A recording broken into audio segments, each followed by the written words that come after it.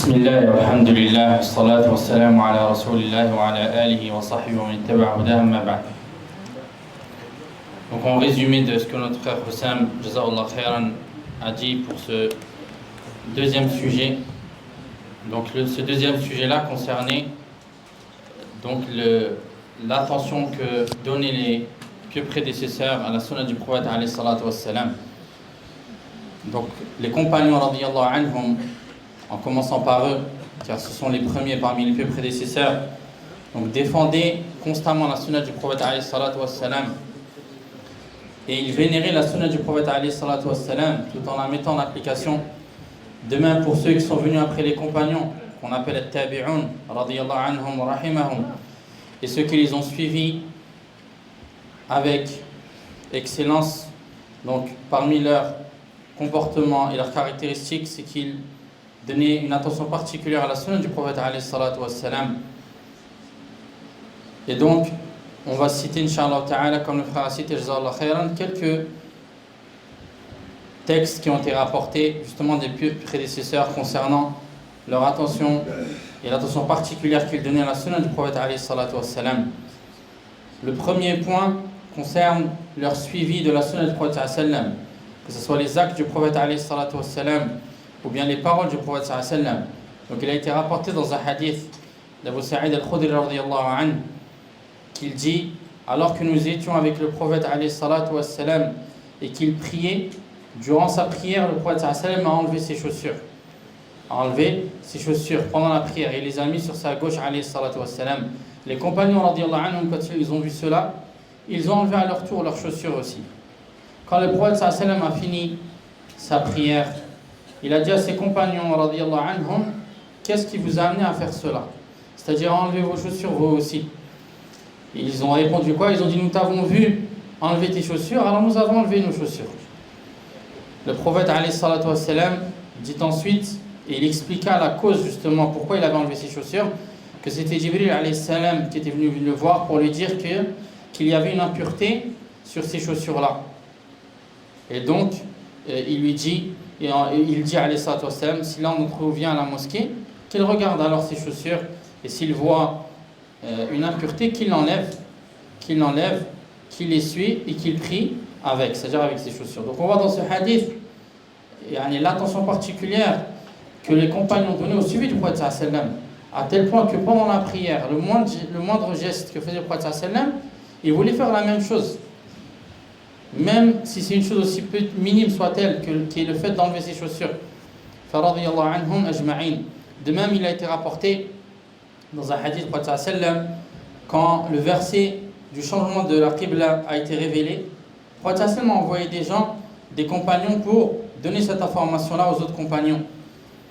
Ils sont arrivés à Quba pendant que les compagnons étaient en train de prier la prière de Subh, et ils ont informé justement de cet ordre que le prophète sallallahu alayhi wa sallam a donné aux compagnons et qui vient d'Allah subhanahu wa ta'ala, qui est de changer la qibla. Malgré qu'ils étaient en prière, ils ne se sont pas dit on va finir la prière, etc. Non, ils ont mis l'ordre en application directement et ils se sont retournés pendant la prière en direction de la Kaaba. Il y a énormément de textes concernant cela. Kadalik aussi, parmi les paroles qu'on peut citer, la parole d'Abu Bakr as-Siddiq radiyallahu anhu qui disait: je ne peux délaisser une sunna du prophète alayhi salatu wassalam, ou bien une chose qui a été rapportée, ou bien qu'a fait le prophète alayhi salatu wassalam, car si je la délaisse, je crains de m'égarer. Donc Abu Bakr radiyallahu anhu, il nous dit ici: si je délaisse ne serait-ce qu'une sunna du prophète sallallahu alayhi wa sallam, alors que j'en ai connaissance, je crains que cela soit une cause d'égarement. Le deuxième point, certains textes qui nous montrent que justement les pieux prédécesseurs se mettaient en colère pour la sunna du prophète alayhi salatu wassalam, et qu'ils étaient durs avec les gens qui délaissaient la sunna du prophète alayhi salatu wassalam. Parmi ces textes-là, ce qui a été rapporté, que Abdullah ibn Umar radiyallahu anhu a dit: j'ai entendu le messager d'Allah sallallahu alayhi wa sallam dire: n'empêchez pas vos femmes d'aller aux mosquées pour prier si elles vous demandent l'autorisation. Bilal ibn Abdillah a dit: par Allah, je leur empêcherai, c'est-à-dire j'empêcherai ma femme, moi, d'aller à la mosquée si elle me demande. Qu'est-ce que Abdullah ibn Umar répondit? Il répondit, donc il se mit face à Abdullah et il l'insulta d'une insulte que je n'ai jamais entendue. Donc c'est le rapporteur qui dit ça, en lui disant: je te rapporte ce que le messager d'Allah alayhi salatu wassalam a dit, c'est-à-dire qu'il leur a donné l'autorisation d'aller à la mosquée, et toi tu jures en disant par Allah que tu vas leur en empêcher. Donc cela montre encore une fois leur attention particulière qui est donnée à l'attachement à la sunna du prophète sallam. De même, il a été rapporté que Saïd ibn Musayyib rahimahullah a vu un homme qui priait plusieurs prières, qui priait beaucoup après le lever de l'aube. Après le lever de l'aube. Il a donc interdit. Il lui répondit: oh Aba Muhammad, est-ce qu'Allah subhanahu wa ta'ala va me châtier pour les prières que je fais? En gros, il dit: pourquoi tu m'interdis? Je ne fais que du bien, je prie. Qu'est-ce qu'il répondit? Il dit: non, mais il va te châtier pour avoir contredit la sunna du prophète alayhi salatu wassalam.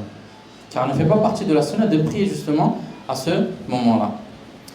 Troisième type de texte qui ont été rapportés concernant l'attention particulière que les salafs, les prédécesseurs donnaient à la sunna, l'attention qu'ils donnaient au fait de rechercher cette sunna et de la rapporter et de chercher à savoir ce que le prophète alayhi salatu wassalam a dit.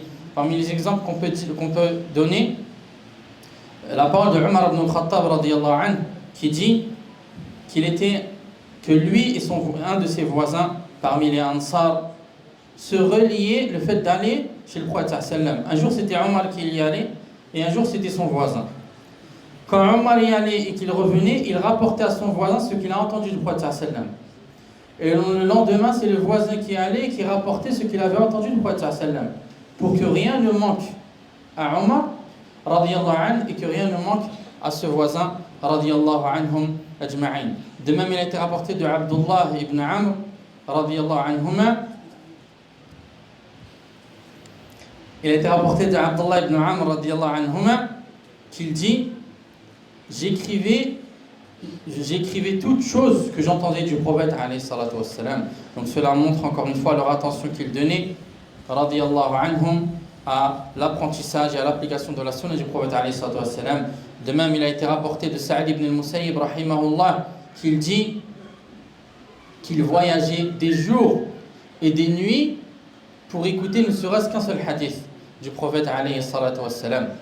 Quatrième point, l'attention qu'il donnait à la compréhension des sens de la parole du prophète alayhi salatu wassalam, et qu'il questionnait justement les autres pour comprendre la parole du prophète alayhi sallam.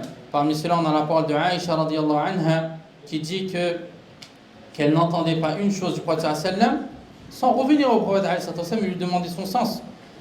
Et parmi ceux-là, que le prophète sallam a dit: Man husiba udhib. Le jour de la résurrection, celui qui rendra des comptes sera forcément châtié. Aïcha radiyallahu anha, qu'est-ce qu'elle dit? Elle dit au messager d'Allah: Allah subhanahu wa ta'ala n'a-t-il pas dit, sur la traduction du sens du verset, en parlant des croyants, et ils auront un jugement facile? En gros, il y aura un jugement facile.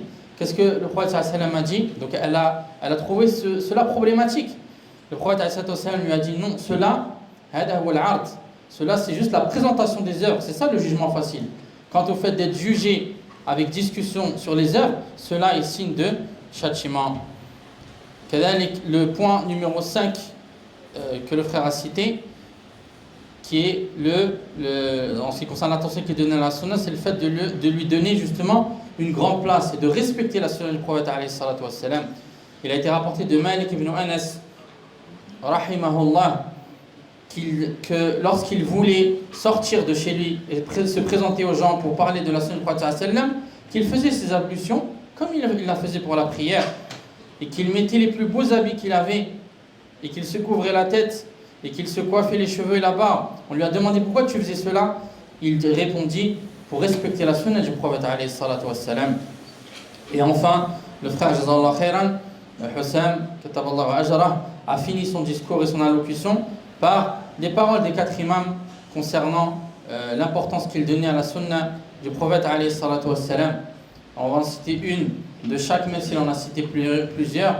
La première, donc Abu Hanifa rahimahullah, qui dit: si vous m'entendez dire une parole qui est en contradiction avec le Coran, avec le livre d'Allah subhanahu wa ta'ala, ou encore avec la parole du prophète alayhi salatu wassalam, alors délaissez ma parole. Il n'y a aucun doute que cela montre la place que donnait Abu Hanifa à la sunna du prophète alayhi salatu wassalam.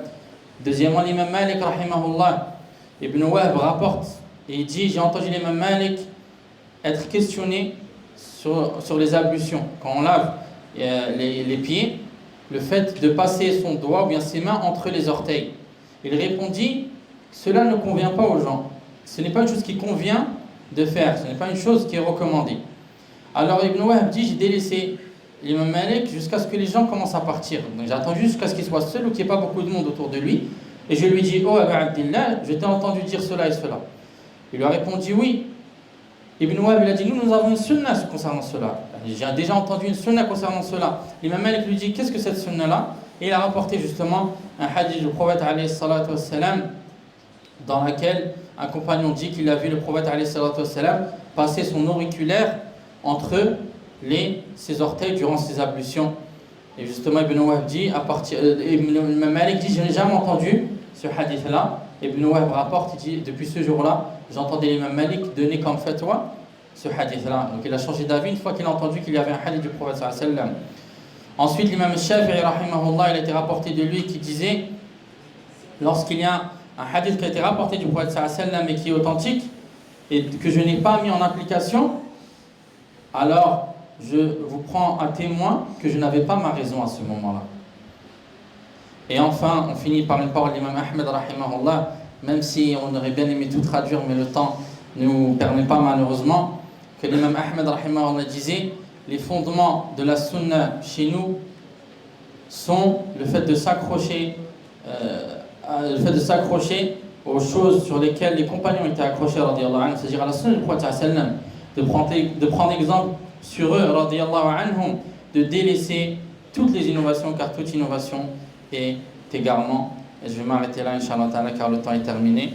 Wa jazakumullahu khayran.